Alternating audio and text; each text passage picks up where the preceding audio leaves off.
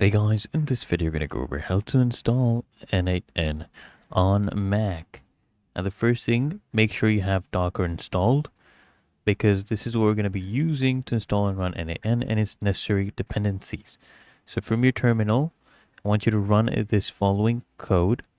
Okay, run this and it basically will create a volume to store the persistent data, and because it downloads also the required N8N image and starts a container exposed on this port. Okay, so after you run it, you should see something like this, right? You can see MacBook Air, and then you will see this dashboard. Okay, if you see this, that means it's running perfectly fine.